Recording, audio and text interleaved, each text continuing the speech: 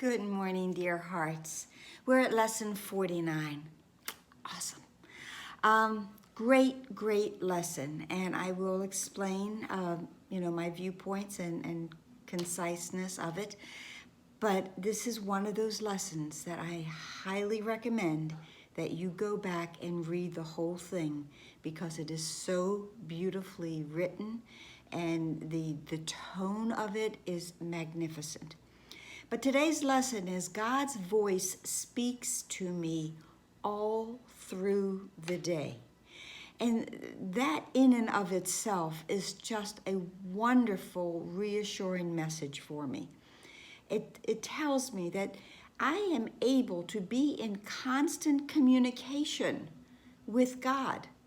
His voice is constantly there for me. Now, the only thing that keeps me from hearing it is what the Course speaks of all the time, which is my willingness to actually hear it. And this lesson tells me that there is a part of my mind, and whether or not I'm actually aware of it, there is a part of my mind that is in constant communication with God.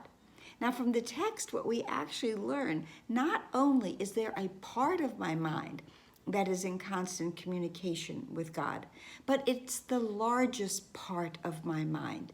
The part of my mind that is walled off and is in some of the great lines in here is about the raucous shrieks and vain imaginings that we are to go past. And those are all the sounds that come from that part of my mind that believes it is separate. But that part of my mind is the smallest part of my mind.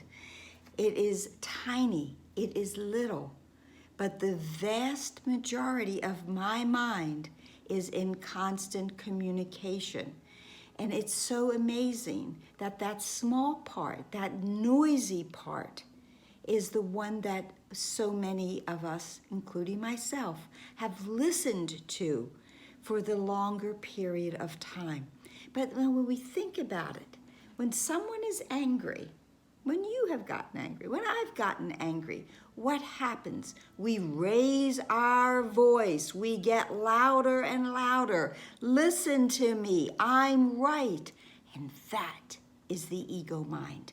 That is why it says to listen, this lesson says, to listen in deep silence.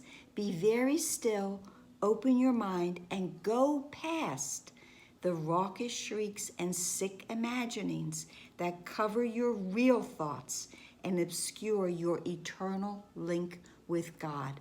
It's that small part, but it's a very noisy part. Now, one of the things in the Course that I love so much, and I always say it's such a gentle path, is because it doesn't say you have to do this. And this lesson is a perfect example. It says try. Try today not to listen to that part of your mind. Try to identify with the part of your mind where stillness and peace reign forever. Try to hear God's voice.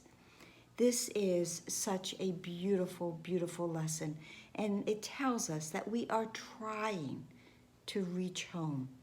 That is where we are going. We are going home to the wholeness of our true self, and we are trying to reach God. And spoiler alert, we will succeed. There's 4 or 5 minute practice sessions. It tells us to actually repeat the lesson itself. God's voice speaks to me all through the day as often as possible, just like yesterday's lesson, but to also try to do some of the practicing with your eyes closed. Beautiful lesson, great lesson, reassuring lesson, calming, comforting lesson. God's voice is speaking to you all through the day. Let's just get quiet and listen, because we can. If this helped, if you found this peaceful and loving, then please like it, please share, please subscribe. Please be here tomorrow. And please comment.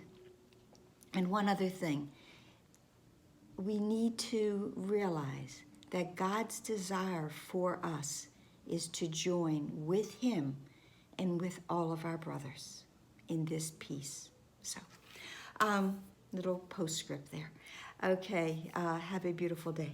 Namaste.